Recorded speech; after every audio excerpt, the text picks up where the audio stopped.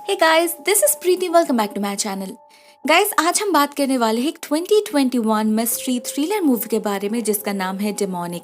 कहानी के स्टार्टिंग में हम एक लेडी को देखते हैं, कार्ली, जो एक अबांडन बिल्डिंग के सामने खड़ी थी। अंदर से उसकी माँ एंजेला मदद के लिए बुला रही थी, तो वो अंदर जाती है।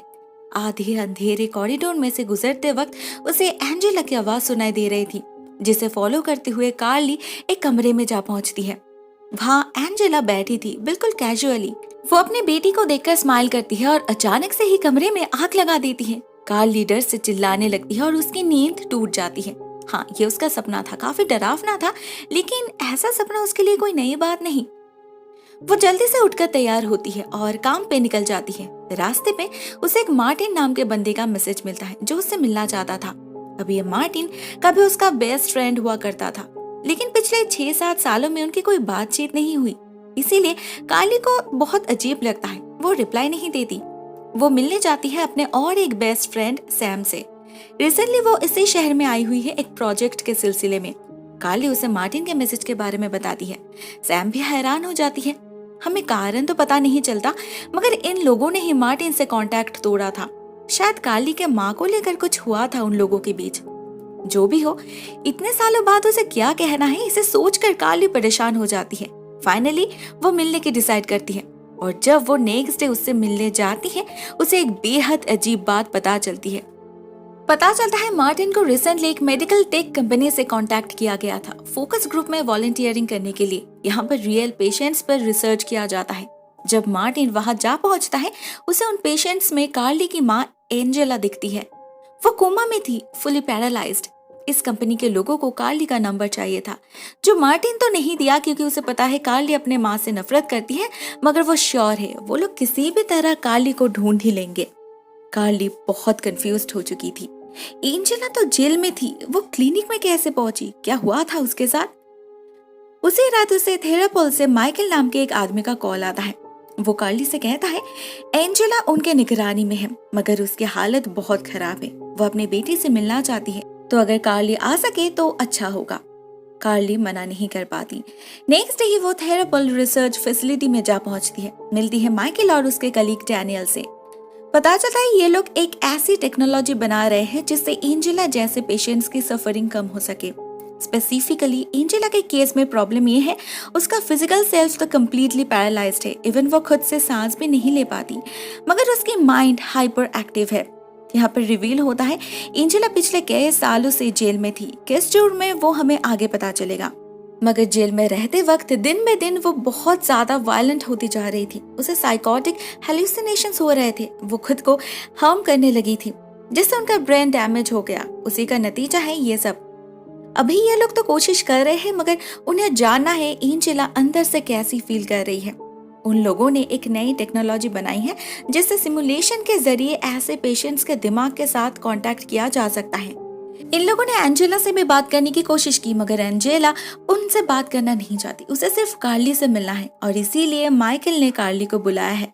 कार्ली मान जाती है, तो डैनियल भी उसे प्रिपेयर करने लगता है। सबसे पहले उसका एक वर्चुअल वर्जन बनाया जाता है। उसके बाद उसे एंजेला के ब्रेन से कांटेक्ट किया जाता है। इस सिमुलेशन में सब कुछ एंजेला के मेमोरी से बना हुआ होगा। कार्ली अपने माँ से बात कर पाएगी, मगर किसी सपने की तरह। माइकल और डैनियल उसे कॉन्स्टेंटली मॉनिटर करेंगे, तो कभी भी प्रॉब्लम फील होने पर वो आवाज लगा सकती है, ये लोग उसे बाहर निकाल लेंगे। कार्ली को सुला दिया जाता है और ग्रेजुअली वो जा पहुंचती है एंजेला के सिमुलेशन में, उस घर में जहां वो बचपन में रहती थी अपने माँ के साथ। वहां उसे एंजेला भी मिलती है। कार्ली जाती है उससे बात करने, एक्चुअली उसे ये बताने कि वो उससे कितनी नफरत करती है। उसे कोई बात नहीं करनी उससे। एंजेला ने क्यों बुलाया है उसे? एंजेला बताती है उसने कभी भी कार्ली को नहीं बुलाया। एक्चुअली वो तो बिल्कुल ही नहीं चाहती कि कार्ली यहाँ पर रहे। वो लिटरली चिल्ला चिल्ला कर कार्ली को जाने के लिए कहती है। कार्ली बाहर आ जाती है। एंजेला के बर्ताव से वो बिल्कुल शॉक्ड हो चुकी थी। नाराज तो उसे होना चाहिए, तो वो क्यों कार्ली को जाने के लिए बोल रही थी? वो और अपने माँ से मिलना नहीं चाहती, मगर ये लोग उसे फोर्स करते हैं। उन्हें कोई काम का इन्फॉर्मेशन नहीं मिला, और फिर कार्ली के दिमाग में भी तो हजारों सवाल है। उसे जानना है उसके माँ ने जो किया वो क्यों किया। रात में कार्ली को एक सपना आता है फिर से। वो फिर से अपने माँ को ढूंढते हुए एक घर में जा पहुंचती है जहां उसे एक बहुत अजीब दिखने वाली चीज दिखती है। It was disgusting. Next day वो फिर से सिमुलेशन में एंटर करती है। इस बार भी कार्ली अपने चाइल्डहुड होम में ही जा पहुंचती है, मगर उसके बाद एक टनल के जरिए जा पहुंचती है एक ह्यूज बिल्डिंग में। ये वही बिल्डिंग था जो कार्ली बार बार सपने में देखती है। वहां उसे एंजेला दिखती तो है, लेकिन इस बार भी वो कार्ली को जाने के लिए कह रही थी। वो कुछ अजीब बातें बोलने लगती है, सारे बेमतलब की बातें कहती है। उसके अंदर कोई और भी रहता है। उसने कार्ली को नहीं बुलाया, बल्कि उस दूसरे सेल्फ ने बुलाया है। कार्ली को जाना होगा। अचानक एंजेला चोक करने लगती है और उसका शरीर हवा में तैरने लगता है। कार्ली डर जाती है और वो भागने लगती है, मगर उसे एग्जिट नहीं दिखता, बल्कि उसे बिल्डिंग के अंदर से किसी की आवाज सुनाई देती है जो उसे ही बुला रही थी। वहां उसे सैम दिखती है जो बेहोश पड़ी थी, और उसके ठीक पीछे ही वही अंधेरे कॉरिडोर में से एक डेमोनिक फिगर निकल आता है। कार्ली को चेस करता है और फिर अपने हाथ पे एक कट करता है। एग्जैक्टली ऐसा ही कट कार्ली के हाथ पे भी बन जाता है। इन रियलिटी डर से कार्ली चिल्लाने लगती है और डैनियल उसे सिमुलेशन से बाहर निकाल लाता है। इस बार का एक्सपीरियंस काफी डिस्टर्बिंग था, मगर इन लोगों को इसका हर एक डिटेल्स जानना था। ये बिल्डिंग कौन सा है, एंजेला के साथ इसका क्या कनेक्शन। तब हमें पता चलता है ऑलमोस्ट 20 साल पहले 1998 में एंजेला नर्स हुआ करती थी।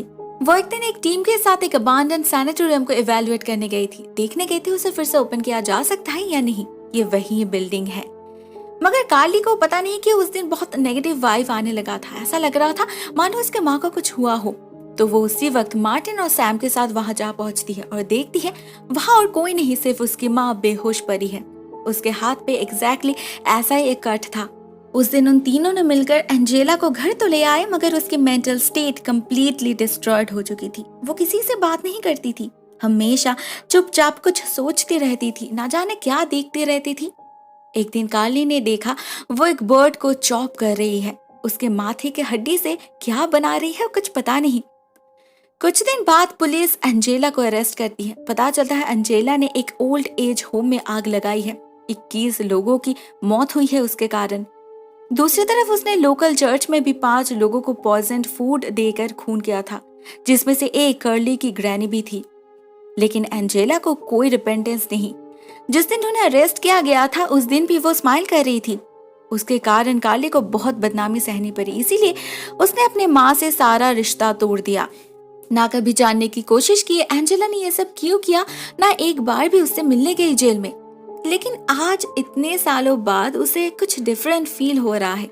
इस वाले सिमुलेशन का एक्सपीरियंस काफी अलग था। कार्ली समझ नहीं पा रही थी उसने जो देखा वो क्या था, वो डीमन कौन था, और एंजेला अपने अंदर किस चीज के बारे में बता रही थी। कार्ली को याद आते हैं मार्टिन के कुछ पुरानी बातें। सालों पहले जब कार्ली अपने माँ के पागलपन से फ्रस्ट्रेटेड होकर उनसे दूर भाग रही थी, तब मार्टिन ने उसके पास एक वियर्ड थ्योरी लेकर आया था। उसके मुताबिक ये एंजेला खुद से नहीं कर रही, बल्कि उससे कोई करवा रहा है। तब तो कार्ली और सैम को उसकी बातें अजीब लगी थी, इसीलिए उन दोनों ने मार्टिन से सारा कांटेक्ट तोड़ भी दिया था। लेकिन आज कार्ली ने जो देखा वो उसी तरफ इशारा कर रहे थे। वो मार्टिन से मिलने जाती है और उससे इस बारे में डिस्कस करती है। मार्टिन उसे बताता है उसके माँ को रेस्क्यू करने के बाद से उसे अजीब अजीब से एक्सपीरियंसेस होने लगे थे। वो स्लीप वॉकिंग करने लगा था। उसे खुद नहीं पता वो रात के अंधेरे में जंगल में कैसे जा पहुंचता था। उसे बहुत डरावने विजन्स आते थे जिन्हें वो ड्रॉ करता था। उसे यकीन है ये सारे डिमोनिक पोजेशंस के सिम्टम्स है। He is fully convinced Angela possessed है। उसने बहुत रिसर्च किया। फाइनली उसे ऐसे एक डीमन के बारे में पता चला जो अपने विक्टिम्स को पूरा जीवन हॉन्ट करता रहता है, दर्द देता है, उसके फ्रेंड्स और फैमिली को टारगेट बनाता है। मार्टिन को सबूत मिला है वो अबांडन सैनिटोरियम एक हॉन्टेड प्लेस पर बनी है। वहाँ कई सारी पोजीशंस, मर्डर और सुसाइडल केसेस डॉक्यूमेंटेड है। सभी के एक्सपीरियंस बिल्कुल सेम टू सेम। ये कोई कोइंसिडेंस नहीं हो सकता। इस पोजीशन की शुरुआत होती है ऐसे ही कट से, उसके बाद वो सिंबल, और इसके बाद शुरू होता है असली खेल।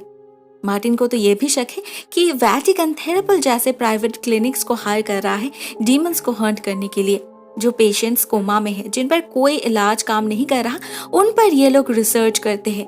यहाँ पर काम करने वाले डॉक्टर्स असल में ट्रेंड प्रिस्ट्स हैं। यहाँ वो लोग साइंटिफिक तरीके से रियल पोजेस्ड विक्टिम को ढूंढ निकालते हैं और फिर श्योर होने के बाद उसे एक्सरसाइज करते हैं। एंजेला के साथ भी ये लोग यही करने वाले हैं। पोजेशन एक इन्फेक्शन की तरह है जिसे क्योर करने के लिए पेशेंट्स को उसे स्पॉट में ले जाना होगा जहां उसकी ओरिजिन है। एंजेला के केस में ये वही ओल्ड सैनिटोरियम है, तो उसे भी जरूर वहां ले जाया जाएगा।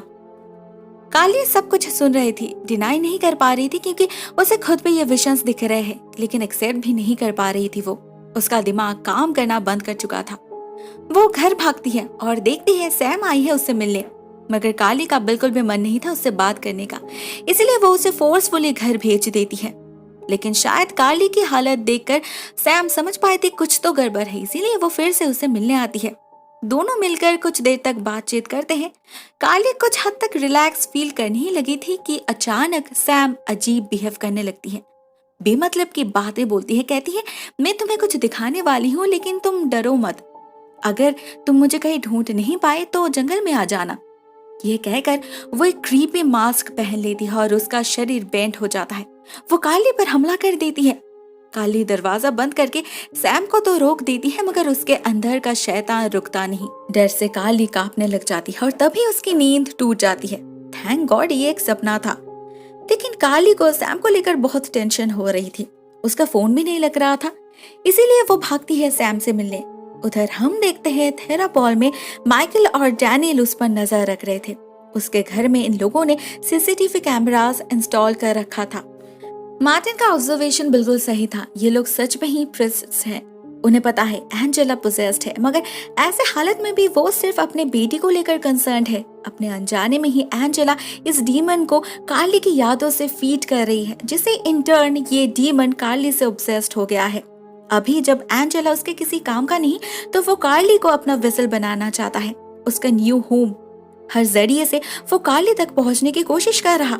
डैनियल उसके लिए टेंस्ड था, मगर माइकल नहीं, उसे बस एंजेला को एक्सरसाइज करना है और इस डीमन को खत्म करना है। तो वो उसे सैनिटोरियम में ले जाने के लिए रेडी करने लगता है। उधर कार्ली जा पहुंचती है सैम के घर, मगर वहां कोई नहीं था। कार्ली को फिर से नेगेटिव वाइब आने लगा था। वो मार्टिन के पास भागती है, अपने सपने के बारे में बताती है। उसे यकीन है सैम जंगल में ही होगी, उन्हें ढूंढने जाना चाहिए। मगर मार्टिन उसे वहां जाने से मना करता है, कहता है ये डीमन उसे ललचा रहा है। सैम के जरिए वो उसे जंगल में खींच रहा है, जिससे वो कार्ली को पोजेस कर पाए। मगर कार्ली अपने दोस्त को ऐसे ही छोड़ नहीं सकती। वो जाती है जंगल में और उसे सैम मिल भी जाती है और सैम अपने विजन के बारे में बताती है। कहती है उसने देखा है कुछ लोग एंजेला को उस सैनिटोरियम में ले जा रहे हैं जो इसी जंगल के अंदर है। मार्टिन समझ चुका था ये डीमन क्या चाहता है। वो कार्ली को एंजेला की तरह बनाना चाहता है। वो कार्ली को बार बार मना करता है, लेकिन कार्ली और खुद को रोक नहीं पाती। अगर ये सब कुछ सच है तब तो उसकी माँ बेकसूर है। उसने फालतू में इतने सालों से उनसे खुद को दूर रखा, तब भी उनकी कोई गलती नहीं थी, ना आज है। आज ऐसे हालत में उन्हें अपनी बेटी की जरूरत है, कार्ली की जरूरत है, तो वो कैसे पीछे हट सकती है। मार्टिन उसके इमोशंस को समझ रहा था, तो वो और मना नहीं करता, बल्कि उसके साथ जा पहुंचता है उस सैनिटोरियम में, साथ में सैम को लेकर। लेकिन बिल्डिंग के बाहर ही उन्हें डैनियल दिखता है, जो अपनी आखिरी सांसें ले रहा था। उस पर हमला हुआ था। वो कहता है उन लोगों का प्लान फेल कर गया। उस डीमन ने एंजेला को छोड़कर माइकल को पोजेस कर लिया है और अभी वो ही सभी को मार रहा है। उनके सारे औजार और एक्सोर्सिज्म के इक्विपमेंट्स को भी जला दिया है उस डीमन ने। डैनियल कार्ली को होली लैंस देता है उस डीमन को मारने के लिए और कहता है सिमुलेशन के अंदर जाके एंजेला को फ्री करने के लिए। कार्ली वही करती है, फिर से एक बार अपने माँ से मिलने जाती है, इस बार कम्प्लीटली एक अलग घर में। ये वो घर है जो एंजेला ने अपने बेटी के लिए प्लान किया था, उनके हैप्पी फ्यूचर के लिए। एंजेला बिल्कुल शांत होकर बैठी थी, उसके अंदर ना कोई डर था ना कोई परेशानी थी। वो कार्ली से कहती है इस सब से बहुत दूर जाने के लिए। वो खुद आजाद हो चुकी है, अभी वो शांति से मर सकती है। कार्ली उसे सेंस में लौटने के लिए रिक्वेस्ट करती है, अपना प्यार जाहिर करती है, माफी मांगती है उनसे। एंजेला उसे माफ तो कर देती है और उसके ठीक बाद ही उनकी मौत हो जाती है। एक पीसफुल डेथ मिलती है उनको। उधर तब तक बाहर माइकल पोजेस्ड हालत में मार्टिन पर हमला कर चुका था। कार्ली सेंस में आने के बाद उसे ढूंढने जाती है तो पाती है इस शैतान ने मार्टिन को बहुत टॉर्चर किया है। उसके हाथ पैर बांध के उसके पूरे शरीर पर अनहोली साइंस बनाया है। मार्टिन कार्ली को भागने के लिए कहता है, इस डीमन को उसका शरीर चाहिए जिससे वो फिर से कुछ लोगों को मार सके। ये कार्ली होने नहीं दे सकती, तो वो बाहर भागती है और देखती है इस शैतान ने ऑलरेडी उनके गाड़ी में आग लगाकर सैम को मार डाला है। अभी डैनियल भी नहीं बचा। काली समझ नहीं पाती वो क्या करे, क्या करना चाहिए उसे। उसे डैनियल के बैग से एक थर्मल डिवाइस मिलता है जिससे वो उस शैतान को अलग से देख सकती है। काली उसे लेकर बिल्डिंग के एक कोने में जाकर छुपती है। शुरू होता है चूहे बिल्ली का खेल। कुछ ही देर में माइकल उस पर हमला कर देता है। काली भी रेडी थी तो वो उस होली लैंस से स्टैप करके भागती है बाहर। इस लैंस के कारण इस शैतान को बहुत तकलीफ होने लगती है। वो निकल जाता है माइकल के शरीर से और पोजेस कर लेता है खुद कार्ली को। कार्ली ऑलमोस्ट उसके वश में आ चुकी थी, लेकिन वो हार नहीं मानती। बहुत मुश्किल से वो खुद पर काबू करती है और अपने आप को उस होली लैंस से स्टैप कर लेती है।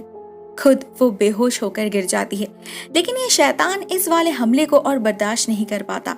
उसका शरीर जलने लगता है और देखते ही देखते उसका शरीर जलकर राख हो जाता है, खत्म हो जाता है वो। कुछ दिन बाद हम कार्ली को देखते हैं हॉस्पिटल में। थैंकफुली वो रिकवर कर रही है। मार्टिन आता है उससे मिलने। उनकी पुरानी दोस्ती लौट चुकी थी। हॉस्पिटल से निकलने के बाद कार्ली जाती है ग्रेवयार्ड अपने माँ को अलविदा कहने। कार्ली सिर्फ फिजिकली ही रिकवर्ड नहीं हुई, बल्कि इतने सालों से उसके अंदर जो दर्द था, अपनी माँ को लेकर जो ट्रॉमा था, वो भी क्योर्ड हो चुका है। अभी उसके दिल में उनके लिए कोई नफरत नहीं, कोई गिला शिकवा नहीं है, सिर्फ प्यार है। तो शायद अभी उसे और वो सारे डरावने सपने नहीं आएंगे। शायद अभी उसकी अपनी जिंदगी भी बेहतर होने वाली है। फाइनली वो अपने अतीत को पीछे छोड़कर आगे बढ़ सकती है। दोस्तों, ये कहानी यहीं पर एंड हो जाती है। कहानी मुझे ठीक ठाक लगी, सिर्फ लॉजिक की कमी है। एनीवेज, वन टाइम वॉच के लिए परफेक्ट है, बस ज्यादा एक्सपेक्टेशन मत रखना। आज के लिए बस इतना ही दोस्तों। Thank you so much for watching this video. बहुत जल्द मिलते हैं किसी और नए वीडियो के साथ। तब तक के लिए टेक केयर, टाटा।